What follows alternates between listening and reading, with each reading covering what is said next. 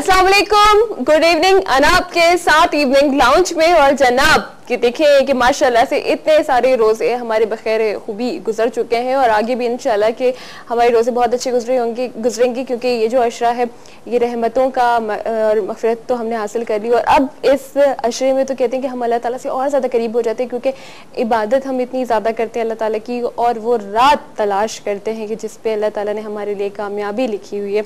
तो माशाल्लाह अल्लाह ताला हम सबको तौफीक अता फरमाए कि हम अपने तमाम नेक अमाल में कामयाब भी हों, हम जो इबादत कर रहे हैं वो कबूल भी हो और हम दिल के साथ करें, क्योंकि असल चीज़ ये होती है कि जी बस एक चीज़ है अच्छा करनी है, बस किया और उसके बाद अपने किसी और काम में मसरूफ़ हो गए। तो हमें जो भी हम अल्लाह ताला के करीब जाने के लिए जो उसकी इबादत कर रहे होते हैं, उसका नाम ले रहे होते हैं या किसी की मदद कर रहे होते हैं या किसी को फ़ायदा पहुँचा रहे होते हैं, तो वो तमाम चीज़ें वो तमाम अमाल हमारे किए गए अल्लाह ताला कबूल फरमाए, आमीन। इसके साथ ही प्रोग्राम का बाकायदा आगाज़ भी करते हैं और आज मैं ज़रा बच्चों को लेकर ज़्यादा बात करूँगी। हमारे साथ मौजूद हैं डॉक्टर आबिद भी, और ये आज जो डिटेल आप लोग को देने वाले हैं बच्चों के हवाले से, उसमें थोड़ी सी चीज़ें हमने ऐड इसलिए भी की हैं कि बहुत सारे पेरेंट्स सिर्फ बच्चों की हेल्थ को लेकर परेशान है, लेकिन उनकी एक्टिविटीज़ क्या हैं, उनके क्या काम हैं जिनके ऊपर उनको नज़र रखनी चाहिए, उस पर भी हम डिस्कस करेंगे। अस्सलाम वालेकुम, कैसे हैं डॉक्टर आबिद? बहुत शुक्र अल्लाह का, बहुत अच्छी आपने जो इस पर तमीद की है बच्चों के हवाले से। ठीक है, हमें हेल्थ के हवाले से ज़रूर बात करनी चाहिए, लेकिन उनकी एक्टिविटीज़ पे भी गौर करनी चाहिए। बिल्कुल, सिर्फ हेल्थ में देखिए ऐसा नहीं है कि सिर्फ एक डॉक्टर का रोल प्ले होता है, इसके अंदर एक पूरा एक देखने में तो पूरा एक माशरा इन्वॉल्व होता है, लेकिन पेरेंट्स और टीचर का बहुत अहम रोल है। तो जैसे जैसे वक्त गुजरता है हम उससे डिस्कशन करते रहेंगे। बिल्कुल डॉक्टर साहब, तो हम इसके बारे में बात करेंगे, लेकिन जो पहली हम बात करेंगे, ज़ाहिर है माँ बाप अपने बच्चों को लेकर उनकी सेहत को लेकर बहुत ज़्यादा कॉन्शियस रहते हैं, लेकिन मैंने कहा ना कि आगे चल के और भी बात करेंगे कि उनकी एक्टिविटीज़ क्या है, वो किससे मिलते हैं, वो क्या मुआशरे से क्या अडॉप्ट कर रहे हैं, क्या चीज़ें क्या पॉजिटिव और क्या नेगेटिव चीज़ें उनके लाइफ में शामिल होती जा रही हैं, उन पर हम ज़रूर बात करेंगे। बट जैसे कि रमज़ानुल मुबारक है, तो उसमें हर बच्चे की जो छोटी उम्र के जो बच्चे होते हैं उनमें ये होता है कि जी हमने रोज़ा रखना है, और वो रोज़ा रखने के लिए तैयार होते हैं कि जी पापा मम्मा हमें रोज़ा रखवाएं। अब किस उम्र में उन्हें रोज़ा रखना कि उनकी सेहत को भी नुकसान न पहुँचे और अल्लाह ताला की तरफ से की हुक्म है कि मतलब बहुत ज़्यादा जो पेरेंट्स है वैसे है कि वो कम एज में जब तक अल्लाह ताला ने बच्चों पे फ़र्ज़ नहीं किया होता लेकिन फिर भी रोज़ा रखवा देते हैं, तो क्या असरात बच्चों पर आते हैं, ये डॉक्टर आबिद आज हमें बताएंगे। Thank you very much. देखिए हमारी ये खुशकिस्मती है कि वो बच्चे जैसे हम मुसलमान घराने में पैदा हुए। देखिए बाय नेचर कुछ खुसूसियात इंसान में पाई जाती हैं, और खुसूसियात में से जो है सबसे जो अहम खुसूसियत है वो है एडेप्टेशन, यानी उसको परसेप्शन, उसको सीखने की सलाहियत, अपनाने की सलाहियत, ये अल्लाह ताला ने कुदरती तौर पर दी है। अच्छा, अगर वो मुस्लिम घराने में है एक बच्चा, तो वो मुस्लिम के हवाले से जो एक्टिविटीज घर में हो रही है उसको ऑब्जर्व करता है, सलाहियत अल्लाह ताला ने फितरी तौर पे दी हुई है, तो देखेगा वही अडेप्ट करेगा, जो हो रहा है वही अडेप्ट करेगा। वो घराने जिनमें नमाज रोजा की शुरू से पाबंदी होती है, वो बच्चे शुरू ही से नमाज रोजा के पाबंद निकलते हैं। वहाँ जहाँ आप देखते हैं कि मजहबी तालीम दी जाती है, आज से देखिए ना, अगर हम पिछले दौर में चले जाएं, देखें कि उनमें जब ये स्कूल इतने आम नहीं होते थे तो तालीम और कुरानी तालीम बच्चों को शुरू से देनी शुरू हो जाती थी, और बहुत ही अपने अगर आप डेटा कलेक्ट करें पहलों के मुकाबले में और आज का जो है, हम देखेंगे कि जो पहले के लोग ज्यादा कुरान और हदीस के हाफिज थे और ज्यादा उनमें जो थी उनकी सलाहियतें पाई जाती थी, वो हिफ्स की हुई होती थी, आयतें और बहुत कुछ जानते थे। इस वक्त जो है कुरानी तालीम से हम दूर होते जा रहे हैं, और इसलिए कि हम सिविलियन लाइफ को ज्यादा जो है रागिब हो रहे। तो मैं ये समझता हूँ कि बच्चों को जो अल्लाह के बाय नेचर, देखिए सबसे पहले कुरान और नमाज को बच्चा देखता है घर में, स्कूल को नहीं देख रहा है। बिल्कुल, वो सबसे पहले जब आंख खोलते हैं और जैसे जैसे वो माँ बाप को देख रहा है कि नमाज कौन पढ़ रहा है, रोजा कैसा रखा जा रहा है, ये सब इसको देख रहा है, या क्या तो नेचर बच्चे का वो हो रहा है। लेकिन बाद में जो एक्टिविटीज उनकी चेंज कर देती है, बाद में वो बच्चा कह रहा है मुझे रोजा रखना है, हम कह रहे हैं नहीं अभी नहीं रखो। वो बच्चा कहता है मुझे नमाज पढ़े, नहीं अभी आप बेटा आप सही नहीं पढ़ ले। हमें चाहिए कि हम शुरू से एक मौलवी बच्चों के लिए मुतय्यन भी करें, जो बच्चे हम देख रहे हैं वो उसको पूरे अंदाज में उसको बताए और सिखाए, वो स्कूल उसी तरह देते रहे, सही अंदाज में दे, तो मैं तो माशरे की बेहतरीन बिल्डअप हो जाता है माशाल्लाह के शुरू से स्टार्ट से वो चलना शुरू के बाद फिर कहते हैं कि जी बच्चे को इस्लामी तालीमात की तरफ लेकर आएंगे या उसको बताएंगे, तो वो उस वक्त बच्चे का माइंड जो है वो इन तमाम चीजें समझने के लिए तैयार नहीं होता, क्योंकि जो उसके शुरू से आ गई सारी चीजें, तो आहिस्ता आहिस्ता छोटी छोटी बातें उसके जहन में डालने। और बड़ी अच्छी बात की डॉक्टर साहब ने कि हमारे यहाँ बच्चे शुरू से ही पेरेंट्स को देखकर दादी या नानी के पास रह रहे होते हैं, तो वो जब चीज़ें देख रहे होते हैं और छोटी छोटी सी जो नेकियां होती हैं, अच्छी अच्छी सी जो एडवाइसेस होती हैं, उनको फिर वो आगे अपनी ज़िंदगी में भी शामिल करते रहेंगे। ये काम करेंगे तो अल्लाह इस चीज़ से नाराज़ होगा, ये काम करेंगे तो अल्लाह ताला इस चीज़ से नाराज़ होगा। तो ये बड़ी अच्छी बात है। अब देखिए इसमें बच्चों की खुशियाँ जो होती है कि जो घराने में जो ओल्ड घराने हमारे ओल्ड लोग हैं, जैसे ग्रैंड फादर ग्रैंड मदर है, बच्चों को रुझान आप देखो उनकी तरफ ज्यादा होता है। अच्छा, वो इबादत की तरफ भी ज्यादा होते हैं। ये अल्लाह की तरफ से अजीब एक कहानी है, बच्चों में उदियत कर जाती है कि बच्चा माँ से ज्यादा नानी और दादी की तरफ जाता है और बाप से ज्यादा दादा और दादी के गले में होता है। आप देखें, अच्छा वो इबादत की तरफ ज्यादा, उनको तस्वीर पढ़ता हुआ देख रहे हैं, उनको नमाज पढ़ता हुआ देख रहे हैं। अब बाय नेचर तो इसमें सब चीजें मौजूद है। अब हमें चाहिए कि उनके पेरेंट को चाहिए कि उनको उसी अंदाज में डील करें और उसके अंदाज। अब देखिए अगर आप इसी नेचुरल अंदाज में हम लेके चलते हैं तो हमारा माशरा एक खूबसूरत अंदाज में बिल्डअप होता है। माशाल्लाह माशाल्लाह। अच्छा, अब डॉक्टर साहब हम थोड़ी सी बात करते हैं कि देखिए ये सारी चीजें तो बच्चे में आनी शुरू हो गई कि उसने घर का माहौल किस टाइप का देखा। जहाँ पे नमाज रोजा नहीं होगा वहां पर बच्चे को इस चीज के बारे में कुछ भी नहीं पता होगा कि ये क्या है, ये कैसे करना है। लेकिन जहाँ पर ये तमाम चीजें होंगी तो उसको भी पता होगा, चलो कि मैं अभी छोटा हूँ लेकिन कुछ अरसे के बाद मुझे भी ये तमाम काम करने हैं। तो ये हो गया। अब जो बच्चे रोजा बहुत ही छोटी उम्र में रख रहे हैं, ठीक है, कि पेरेंट्स ने उनकी बहुत ज्यादा जिद पर उन्हें रोजा रखवा दिया है कि वो छोड़, अच्छा वो भूख प्यास बर्दाश्त भी करें अल्लाह ताला की तरफ से, तो देखिए उन मासूमा का रोजा वैसे ही कबूल हो जाएगा कि उन्होंने भूखे प्यासे रहकर। अच्छा, तो थोड़ा सा उनके ऊपर क्या असर आएंगे, क्या ज्यादा वीकनेस या उनको डिहाइड्रेशन या इस तरह की चीजें भी बच्चों में हो? देखिए ये एक तरह से बजाय तो डाइट का एक चार्ट है ना कि भाई आपने बच्चे खा रहे हैं, फिर उसको भूखा बच्चा देख रहा है कि माँ बाप जो है उसके बाद कुछ खा पी नहीं रहे। एक पीरियड तक जो है वो बच्चों ने देखा कि इतना वक्त उन्होंने देखा ये ऐसा हो रहा है। देखिए इन सब चीजों के साथ जो है बच्चों को, मैंने कहा ना कि उनको एक अवेयरनेस देने की जरूरत होती है। जब आप बच्चों को सहरी कर रहे होते हैं या सहरी पे उठते हैं तो उनको एक खास किस्म का दर्ज दिया जाता है या देना चाहिए बच्चों को। और ये कि देखो बेटा नमाज तो के लिए आप नमाज सीख जाओगे, नमाज शुरू कर दोगे। जब रोजा के मुतालिक आपको पूरी मालूमात हो जाएंगी, रोजा पूरा समझ लोगे तो आप रोजा भी रखोगे।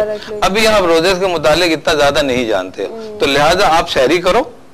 रोजा जो है ना नियत से होता है, यानी ये तो एक उम्र है कि भाई इस उम्र के बाद जो है रोजा फर्ज हो गया बच्चों में। लेकिन मैं ये समझता हूँ अपने तौर पे, ये समझता हूँ इंसानी तो बेसिस पे कि जब बच्चा अपने घर में यानी छोटेपन पे एक एहसास पैदा कर लेता है कि मुझे ये रोजा है रखना है यानी माँ बाप के साथ, और मैं ये सहरी कर रहा हूँ, मेरा रोजा हो रहा है, तो वो उसके रोजा काउंट हो रहे हैं और वो नेकी माँ बाप की उसमें जा रही है। समझे ना आपने? तो ये इस तरह से तरबियत शुरू हो गई उनकी। अच्छा, जब बच्चे ने सुबह में उठे, बच्चे को कहा कि बेटा अभी आप रोजा का क्या होता है, कि कितने बजे खुलना है, उसने कहा उसको तो कुछ तालीम नहीं पता कि भाई शाम है या, तो बेटा आप अभी खोल लेंगे। अच्छा। कभी 10 बजे खुलवा दिया, कभी 11 बजे, कभी 12 बजे। एक वक्त बच्चे को आएगा बच्चे 3 और 4 और 5 बजे तक भूखा रह सकता है। सही, वो ऐसा आदत भी वो पूरा टॉलरेंस डेवलप हो रहा है, एक तरबियत हो रही है ये पूरी। फिर उसी के साथ उसको कहा बेटा देखो नमाज भी सुबह में पढ़नी है, फिर आपने जोहर भी पढ़नी है। अब माशाल्लाह देखो नमाज आप पूरी कुछ सही पढ़ ले, आपने नमाज बिल्कुल सही पढ़ ली है, अब रोजे का टाइम बढ़ जाएगा आपका। तो इस तरह से मैं समझता हूँ कि जो तरबियत जो है बच्चों के लिए बहुत अहमियत रखती है। इसके अलावा अब एक से डॉक्टर का क्या रोल है इसके अंदर, उनको चाहिए कि उसके बच्चों को अपने कंसल्टेंट के पास जाएं और कहेंगे डॉक्टर साहब इसका वेट करें, इसकी हाइट देखें, इसका डाइट बताएं, ये बच्चा रोजे की तरह रागिब हो रहा है। तो क्या एक तो अलग है कि वो मौलवी ने क्या कहा कि अभी उम्र क्या है, लेकिन हेल्थ के पॉइंट ऑफ व्यू से डॉक्टर बताएगा उसके कि वेट करेगा उसका, उसकी उम्र के हिसाब से कैलकुलेशन देगा और कहेगा भाई ये बच्चा जो है रोजे अगर रख लेता है आजकल लो, अगर ये भूखा रहता है मतलब तो इस पर कोई फर्क नहीं पड़ेगा। सही, वो डॉक्टर की तरफ, वो डॉक्टर की एक सजेशन आपको मिल जाती है। उससे ये होगा कि अगर उनको कहा कि नहीं भाई इस वक्त जो है इसको एनर्जी की जरूरत है, ये बच्चों को आप 2 घंटे तक या 4 घंटे तक फास्टिंग में रख सकते हैं, तो आप उसी अंदाज में उसको लेके चलें। ठीक है। तो मैं समझता हूँ कि वो घराने जहाँ बच्चे कमजोर हैं या ओवरवेट हैं, मैं समझता हूँ कि ओवरवेट है वो रिड्यूस कर लेंगे वेट, और जो अंडर वेट है वो वेट की तरफ आएंगे। बिल्कुल, ये अच्छी बात है कि वो डॉक्टर्स को अगर दिखा दिया जाए बच्चे को कि मालूम भी हो जाए कोई ऐसी कहीं कोई प्रॉब्लम तो नहीं है, ये बच्चे का वेट सही है या वो इतनी देर तक भूख बर्दाश्त कर भी सकता है या नहीं सकता। अच्छा, ये अगर जो मैं बात पूछ रही हूँ, एक बड़ी हमारे माशरे में एक चीज़ देखी जाती है कि जो बड़े भी होते हैं वो फ़ौरन ये कह देते हैं कि जी मैं बीमार हूँ, मुझे डॉक्टर ने मना किया हुआ कि मुझे रोज़े नहीं रखने। अच्छा, अब चाहे कि वो बीमारी अब हमारी खुद की कर दी हो कि हम बर्दाश्त नहीं कर सकते, तो क्या ये बीमारी डॉक्टर की तरफ से रखने पर है कि डॉक्टर साहब सही तरीके से बता सकते? तो डॉक्टर साहब, सेहतमंद आदमी और एक बीमार आदमी, जिस बीमार आदमी को रोजे ना रखने का कहा जाए, उसमें क्या की मतलब बीमारी है, क्या कैसी चीज आ सकती है? बिल्कुल, देखिए वो तमाम बीमारियां या वो तमाम तकलीफें हैं जिनसे उल्टी होने का इम्कान ज्यादा हो या उल्टी हो जाती हो। ठीक है। मोशन, लूज मोशन है या गैस्ट्रो का मसला उनको लाख हो, या खुदा न खास्ता ऐसे अमराज हैं जिनकी मेडिसिन बीच में, यानी जो 12 या 14 घंटे का जो वक्फा है उसके बीच में वो डोज लेना जरूरी है। अच्छा, ठीक है। यानी एक रिकमेंडेशन है कि भाई ये मेडिसिन आपने 10 बजे लेनी है या आपने इस टाइम पे लेनी है, जिनकी पाबंदी की गई है। या वो चीजें जो उनको हिसाब से कोई बीमारी है, जैसे फर्ज कर लें और उसको हमने टीबी कैलकुलेट कर देते हैं, या कोई खुदा न खास्ता कोई एंटेरिक फीवर है, कोई टाइफाइड है, अब उसकी डोज उस डॉक्टर ने ऐसे रख दी कि अब 3 टाइम लेनी है 8 घंटे से। तो अब जो वो डोजेज ले रहा है वो, और वो चेंज अगर डॉक्टर नहीं कर रहा है उसकी इसी वजह से, तो आप रोजा नहीं रख सकते। लेकिन ये आपको मालूम ही है, शरीयत का फैसला यही है कि आप जो रोजे मिस करते हैं वो बाद में आपको कॉम्पनसेशन करना है उनका। तो लिहाजा रोजे में इतना उस वक्त ठीक है अफसोस होता है आदमी को कि वो रोजा छोड़ रहा है, लेकिन वो आपको पूरे करने, तो लिहाजा उसमें छोड़ने पे इतना ज्यादा जो है वो इंटरेस्ट ना ले मरीज जो है, वो बाद में तो उसको पूरे। और जो खुद साख्ता बीमारियां होती है ना, जो खुद से बनाई होती है कि हम नहीं रख सकते रोजा, या रोजा रखेंगे तो बीमार पड़ जाएंगे, तो इस पे बेटर यही है कि डॉक्टर से मशवरा कर लें, डॉक्टर को दिखा दें कि वाकई आपकी कंडीशन। डॉक्टर साहब, एक और देखा जाता है शुगर या किडनी पेशेंट्स, उनको भी थोड़ा सा मतलब जो ऐसी बीमारी जो चल रही है 4-5 रोजों पे नहीं कि टाइफाइड या टेम्परेचर है कुछ, अब वो ऐसी बीमारी है कि जो पूरे आपके रोजे ही जा रहे हैं और अब नहीं रख सकते, तो क्या इस सूरत में? देखिए, एक तो वो मैंने बताया ना कि मैंने एक्यूट इलनेस बताई थी पहले भी जो बताई थी, और एक होती क्रॉनिक इलनेस होती है, इनमें डायबिटीज हो गई, इनमें हाइपरटेंशन हो गया, किडनी के प्रॉब्लम्स हो गए जो चले आ रहे हैं उनको। बाद ऐसे होते हैं जो हमारे पास पेशेंट आते हैं कहते हैं कि साहब इसको तो किडनी की प्रॉब्लम रहती है, और होती है तो रमजान में ही होती है। अच्छा। इसलिए कि वो रोजा रखते हैं, पानी की कमी होती है, तो पानी की कमी जरूर हो रही है लेकिन इलाज भी होता है।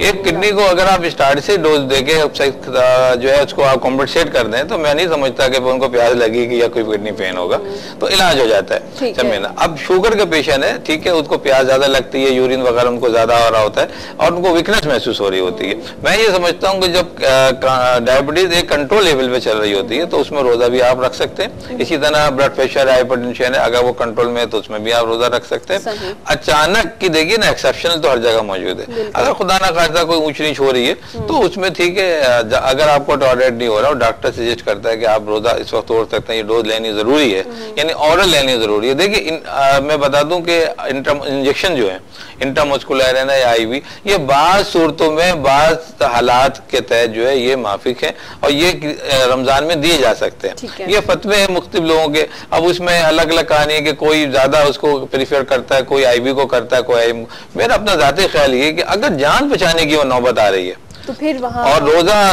तोड़ना यह है कि उसको ऑरल यानी मुंह के जरिए कुछ खाए बगैर अगर हम आईएम या आईवी से उसकी जान सेव कर लें और वो टाइम तक ले जाएं उसको रोजा खोलने के, तो मैं समझता हूँ कि ये कोई बुरी बात नहीं है। ओके, बिल्कुल। अच्छा, और दूसरे कि अगर हम ये बात बिल्कुल हटके कि अगर सेहत के हवाले से देखें किसी और तरह से, लेकिन अगर हमारे दिल में खुद एक ये हो कि नहीं हम रोज़ा पूरा कर सकते हैं और इंशाल्लाह कि जब हम रोज़ा रखेंगे तो अल्लाह ताला हमें खुद इतनी हिम्मत दे देगा कि वो हमारा रोज़ा पूरा सही जो है वो इफ्तार करने तक हम बिल्कुल ठीक रहेंगे। तो वाकई ये बात बहुत इंपॉर्टेंट है। खैर, वापस आएंगे, हम बच्चों के हवाले से बात कर रहे थे, बच्चों पे हम बात करेंगे, लेकिन अब थोड़ी सी हम उनकी एक्टिविटीज़ को भी डिस्कस करेंगे। तो एक छोटा सा ब्रेक लेते हैं, ब्रेक के बाद दोबारा आपको ज्वाइन करते हैं हमारे